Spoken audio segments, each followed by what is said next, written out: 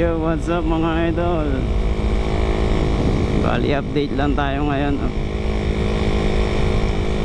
Since wala naman tayong rides, dito lang. At dahil rest day natin, mag-update ulit tayo about sa ating Raider 150 first gen. Pag-usapan natin yung tungkol sa GP shifting. Ano nga ba ang kaibahan ng ordinary shifter sa tinatawag nilang MotoGP shifting? Bali, masasabi ko lang, comparison between sa dalawa is mas advantage ang GP shifting compare sa ordinary, kasi bukod sa mas malambot siya, kapag mag-change gear ka, mas komportable siya.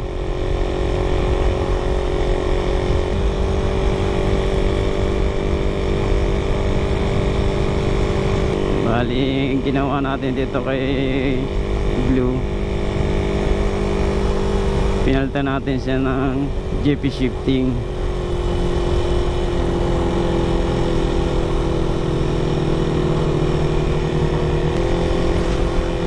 So ano bang magiging kaibahan kapag naka GP shifting ka versus ordinary shifter?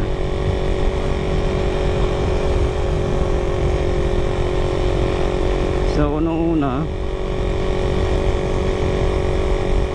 mas malambot siya, no? Mas malambot siyang apakan. Pag mag-change gear ka, easy lang. Tapos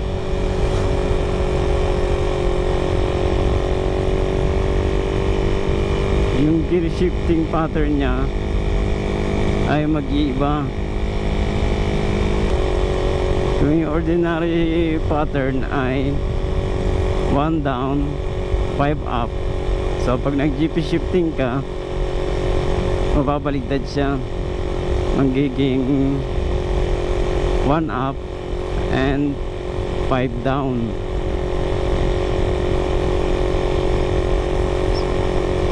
So anong pinagkaiba bukod sa naging baligtad? Pag naka-GP shifting ka kasi,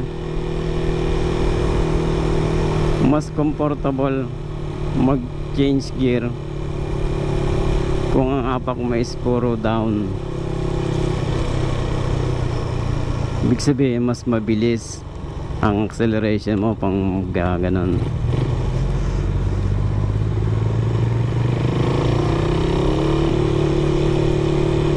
Mamaya hanap tayo ng magandang lugar, papakita ko sa inyo kung anong itsura.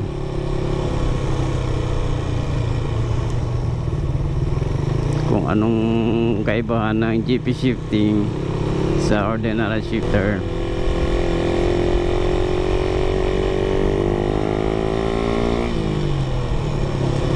Hanap lang tayo ng tahimik na lugar, no? Yung mga walang tao, kasi nakakahiya.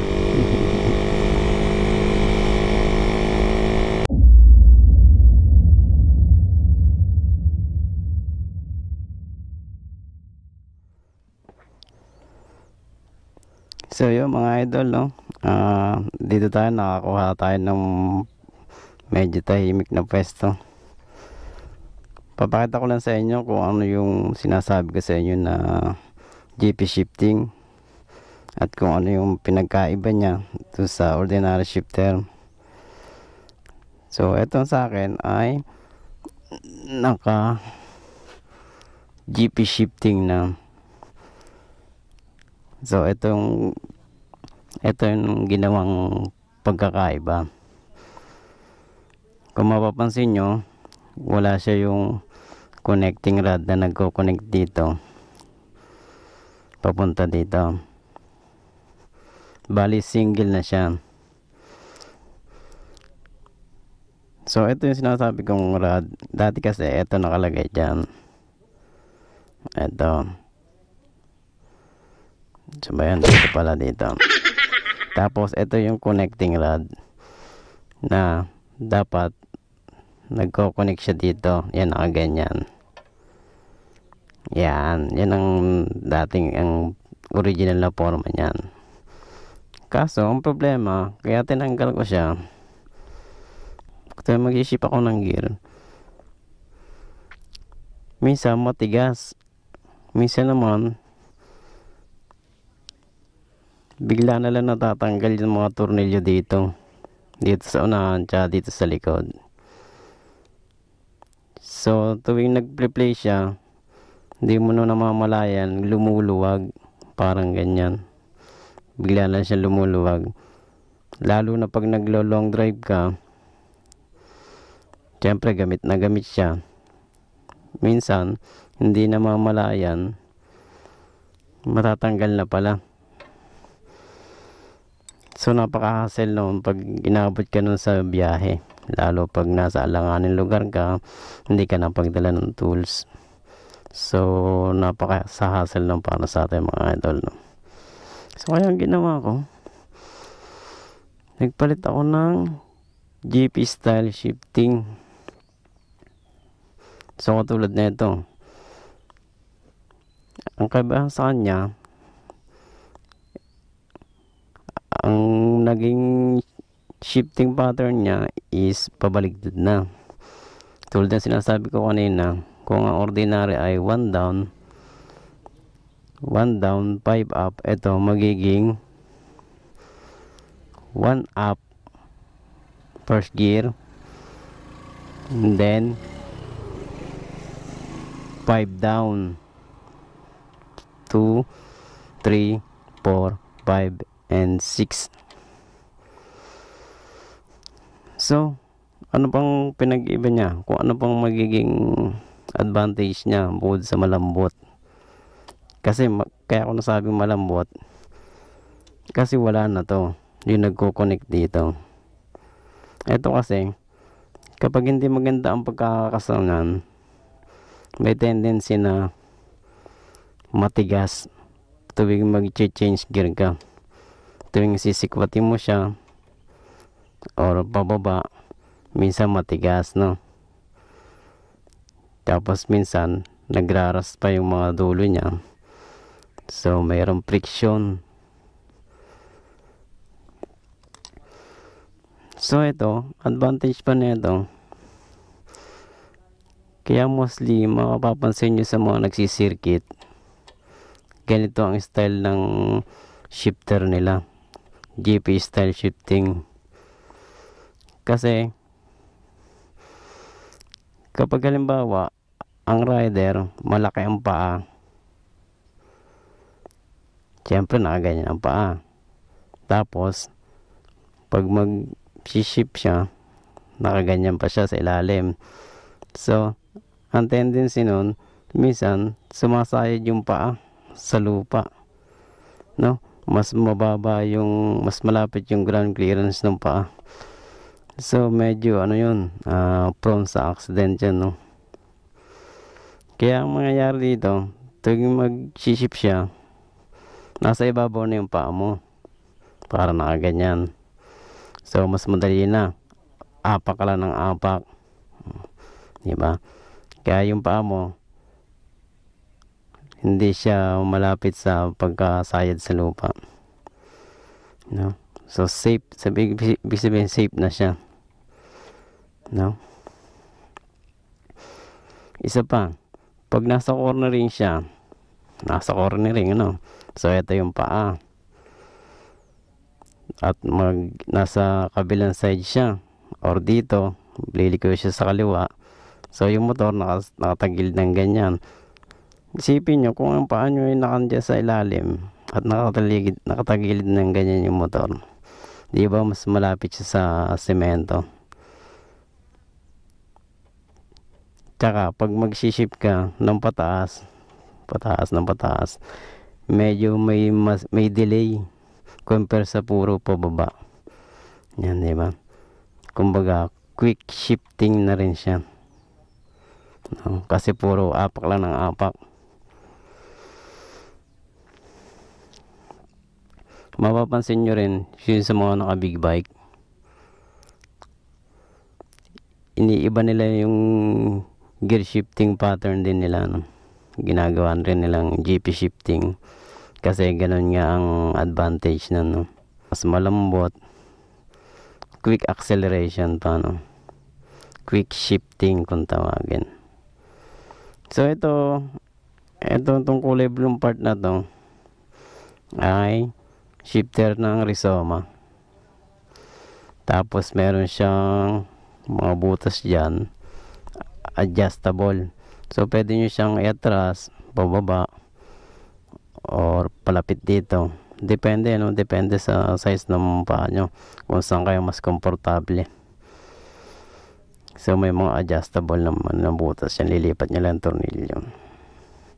Tapos itong pedal na to ay separate by ito, mga idol. Galing to siya sa option 1 na full shifter na banana type, no? So alam ko may RCB rin na ganito, na ganitong klaseng pedal, or pwede kayo magpa-fabricate sa sa iba kung gusto nyo magpagawa ng stainless or aluminum na ganitong style din. Tapos dalawang butas para kung bawang masikip yung sapatos nyo dito, yung paa nyo, pwede nyo siyang i-adjust, kumbaga adjustable. Ito katulad nito sa dulo, in-adjust ko siya dito para hindi masikip yung paa ko, diba? So komportable pa rin. Yun lang, kung wala kayong mahanap na ganito, no, tingin-tingin kayo sa online kasi may mga nagbebenta na second hand na option 1 banana type full shifter or RCB, or isang option pa magpa-fabricate kayo, no? Meron naman mga dyan gumagawa ng ganyan, stainless para mas matibay, or aluminum din para mas magaan naman. So yun nga, sana nag-gets nyo yung mga ibig sabihin, o kung bakit tayo nagpalit ng ito, at kung ano yung mga advantage at disadvantage ng mga ganitong klaseng shifter. So yun, tips na rin mga idol, no? Kung ako sa inyo, magpalit na kayo ng ganito. At sinasabi sa inyo, napaka-komportable, less hassle, no? So yun, hindi ko na maipalawanag ng mas malinaw pero alam ko naman, alam niyo na rin yung mechanism ng ganitong klaseng shifter, no? Bali gusto ko lang pa ito sa inyo kung ano yung itsura. So ito, wala na yung plastic dito, mukhang hindi ko alam kung nalaglag o may kumuha. Nakita ko wala na yan. Update, may nagtatanong, no, tungkol sa size ng gulong ko yata yun. May idol tayo na nag-PM kung ano daw size ng gulong natin. So ito sa likod, Corsa pa rin na 9018. Ayan, 9018. So performance okay naman siya. Ito pala, Corsa R26, platinum. So okay yung performance niya, mga idol. Hindi naman ako nakakaramdam ng pag-skid. Yung marami na rin tayong mga biyahe na laging basa na ulan, wala man naging problema dito, no? Tapos yung sa harap, Mizel M89, size niya is 9080 rin by 17, no? Ito, maganda rin ang ano nito. Maganda rin ang performance niya mga idol. Saka pala, tubeless yan, front and rear tubeless na. Kasi para iwas flap, hindi yung pag napako butas agad, hindi ka na makatakbo, mag-aakay ka na lang. So ito, pag napako, parehas yan. Huwag mo lang bubunutin siya, hindi siya basta-basta sisingaw. So advantage, makakatakbo ka pa. Kung alam ba makapako ka sa alanganin lugar, makakaandar ka pa, no, para makapaghanap ng vulcanizing shop or para makapagpadagdag ng hangin. So hindi naman siya basta-basta sisingaw. Basta huwag mo nang bubunutin yung pako. So yun ang advantage na naka-tubeless na mga idol. At ito, sa nga pala, sigurado may magtatanong niya kung hindi ba sumasayad yung front fender ko sa gulong kung maglagay ka ng 9080. So normal, sasayad yan mga idol, no? Ngayon ginawa ko, nakita nyo itong butas na to, pinahaba ko yung butas, inangat ko, pinahaba, no? Pati to, yan yung dito, para mangyayari sa fender ko, iangat nyo siya, no? Kuha nyo mga idol, pag inangat nyo siya, hindi na sasabit to, hindi na sasayad. Tsaka to, pansinin nyo, maliit na lang yung clearance niya, pero hindi na nasayad yan kahit nung bago yan.